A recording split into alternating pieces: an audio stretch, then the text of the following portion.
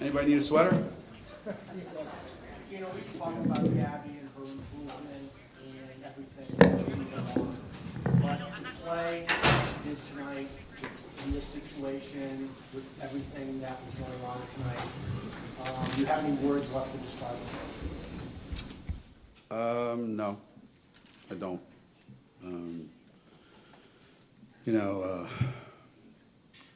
She's an extraordinary talent, and you hear that word a lot. You hear that word about, she's special, or this player's special, or this special. There's nothing special about Gabby. I think the term special gets thrown around like it's ordinary. She's not special. What she is just an extraordinary athlete who understands that she is, and then tries to live up to it. And not everybody does. Not everybody does. And her basketball skills, slowly but surely, I said this one other time, have caught up, and they're not even completely caught up yet, to her extraordinary talent. And when that time comes, when her basketball skills completely catch up, then it'll be the next wave of women's basketball players that you see coming along at some point, because she's just there's no one else like her in all of college basketball. Somebody send me a video tomorrow, somebody that's like her, and I'll change my mind, but there isn't. There isn't right now. And that's the Notre Dame game at Notre Dame, and tonight against South Carolina. So it's not like she's only doing it against teams where she overwhelms them with her ability. She's done it in the biggest games against the best teams. Will that next step come from coaching? Coaching over? Well, that's how she got this far.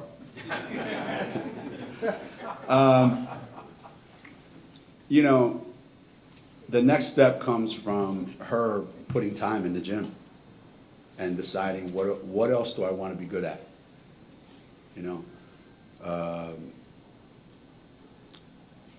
I made a comment her freshman year when somebody said, "Why?" She was a point guard in high school. "Why is she playing in the post?" I said, "Because she's a great point guard, but she can't pass, she can't dribble, and she can't shoot. But other than that, she's a phenomenal point guard." Well, she can really handle the ball, and she can really pass it. She still can't make anything other than a 15-footer. And she's learned how to score around the basket against anybody. So when the guard stuff starts to happen, because she puts time into it every day, just like she did some other stuff, then it'll happen. Whether we coach her to do it or not, it's going to be on her. And obviously, we're going to do our part. A lot, rightfully, in this, something like this, pay tribute to your program, what you built. But it's special to have like this group, these kids, they've run off 25 in a row under this, to be able to savor this moment, Yeah. this night. Yeah, they don't, and everybody knows this, that there are a lot of good players sitting in the stands tonight. And when I turned around and looked at the bench one time, I almost called a couple of them down. And there were a lot of wins up in the stands tonight, and a lot of championships. And if this would have been done by last year's team, I think it would have been less heroic, because it would have been, well, of course they're supposed to. Look who they have. They got the 3 best players in America. For this team to do it, given where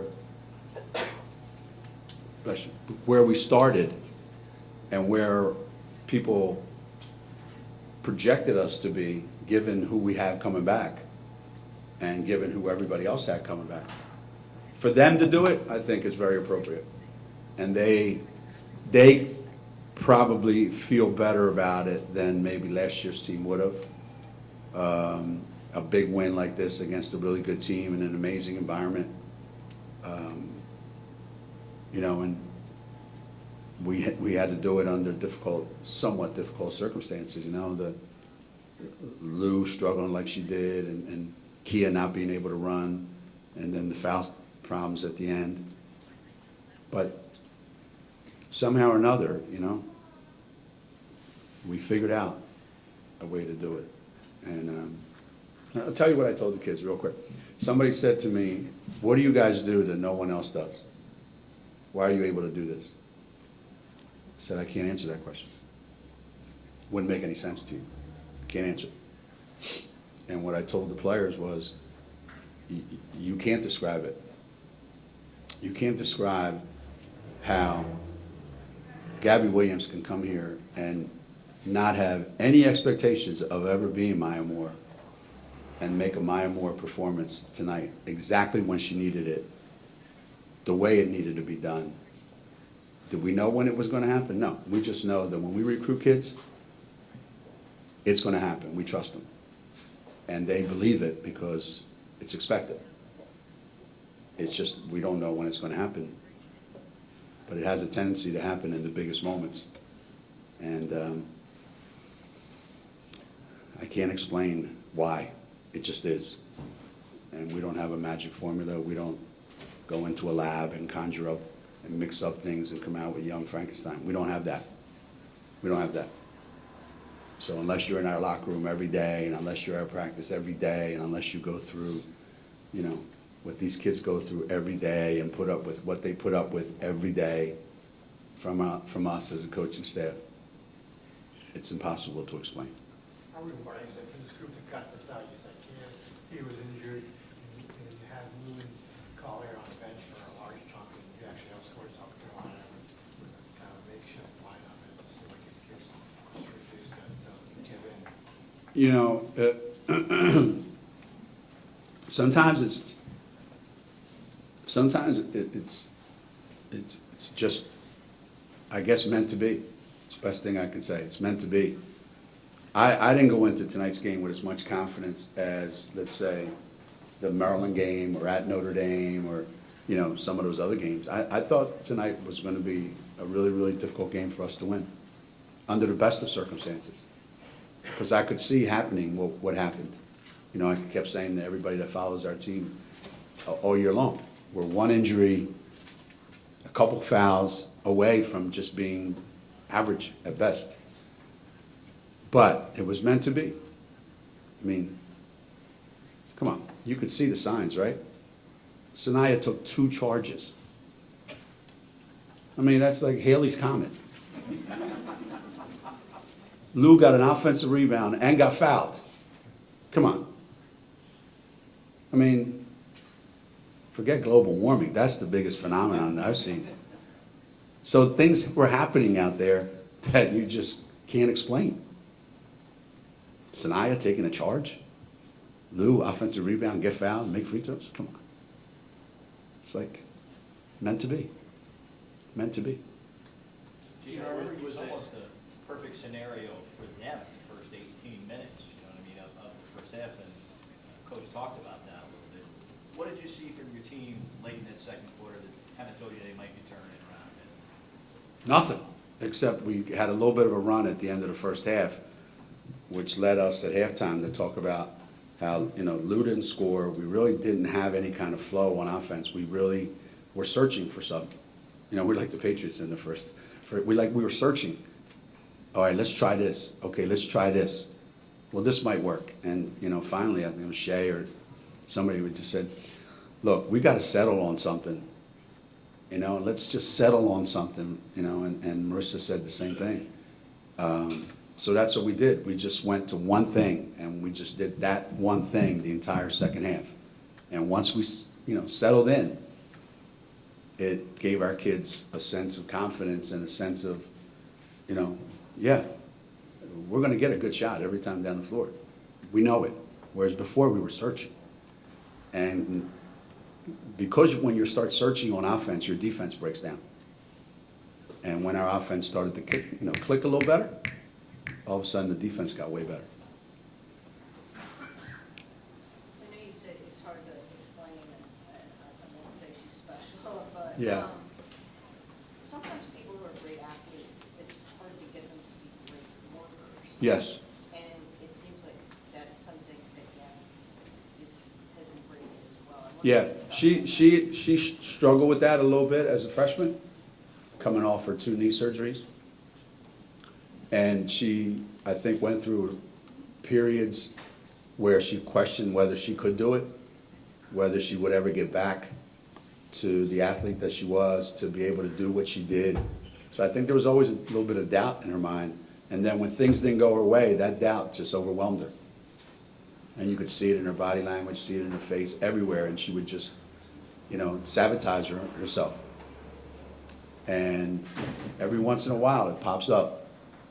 And I had a conversation with her the other day, and I said, if you bring a certain level of intensity, and I use the word extraordinary with her, if you have an extraordinary amount of energy and intensity level and mind strength, you are the Notre Dame player that every college kid wishes they could have a game like that. I said, when you don't bring that, you're just an average basketball player. And, today, I don't know what was bigger, her rebounding or her heart.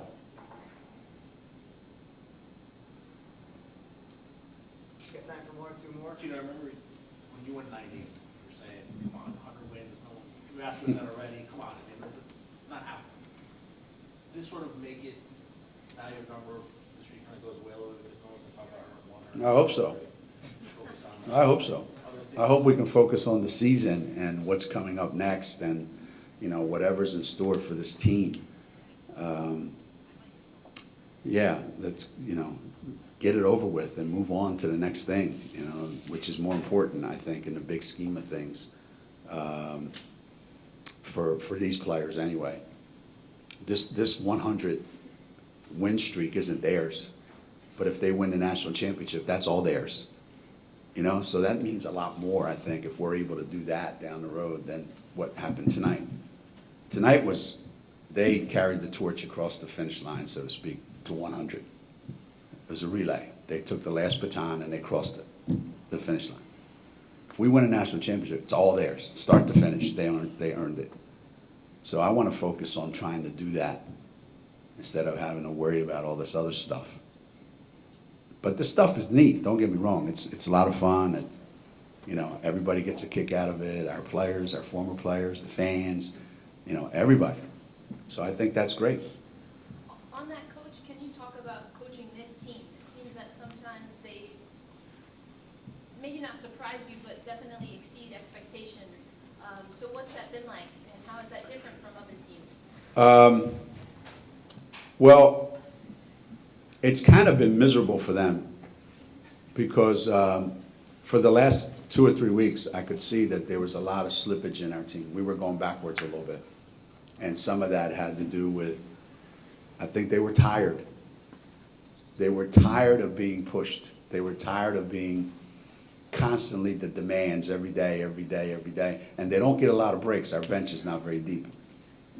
But I think the having to be great every night, for the first time ever, they've had to be in this situation. And I told them all the time, last year, none of you guys ever played. We'd still win by 20. But now they know if they don't show up and play great, there's a good chance we're going to lose. That started to wear on them, I think, a little bit. Gino, do you think college basketball changed into where you can win a national championship with 7? Your team seemed fresher tonight at the end of the game than most teams are at the end. Yeah, I mean, I would realistically, I think if you have 8, isn't that Red Auerbach who said that? If you can't win with 8, you can't win with 88. So 8 has always been the magic number for me. Like, there's been years where we've had 9 or 10, and it's hard. It's hard to get all those guys, flowing. But 8's a perfect number. And if you can get to 8, then I think you got all the questions answered. But we're not at, If you told me, listen, Crystal Dangerfield is going to play the way she played tonight, every night from here on in, including every game in March, she's only going to get better and better and better, I would tell you, okay, sign me up. I'm not going to Vegas and betting on that, or Mohegan. I should pump my up. Visit Geno's when you go over there. I sound like a press secretary.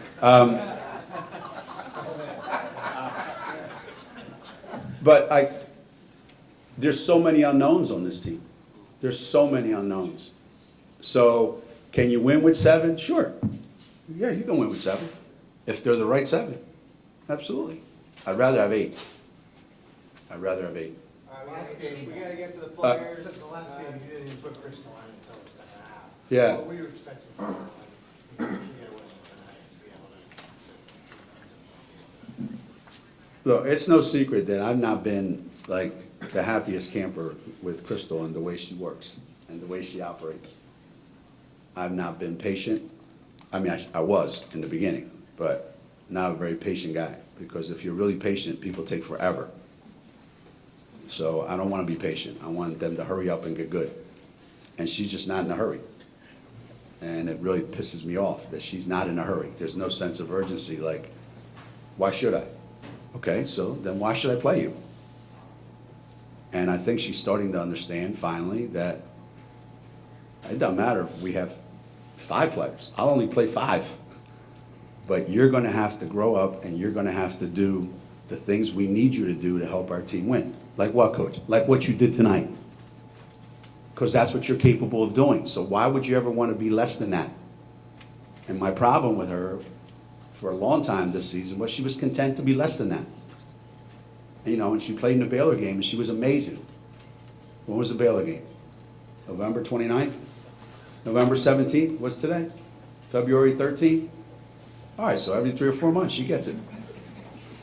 When's the NCAA tournament? Can we move it back to May? Coach, you mentioned that It's gotta be the last one. that first half that you were searching for something, and in the second you found that one thing. What was the one thing? Well,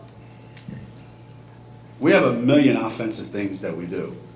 And that's good and bad, because sometimes we try to do all million of them, you know, in a row, and we get confused. And nothing seemed to be working. And so instead of staying with 1 or 2 simple things, we just kept throwing stuff out there, and it was counterproductive. So in the second half, we ran the same 2 offensive sets the entire 20 minutes.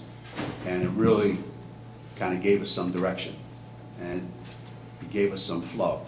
And next thing you know, more people started to get involved in the offense, and you know, we were able to move them around more. South Carolina, in the beginning, they just stood there, and it was really hard for us. But once we started moving them, then we started to get more touches. All right, Thank you all.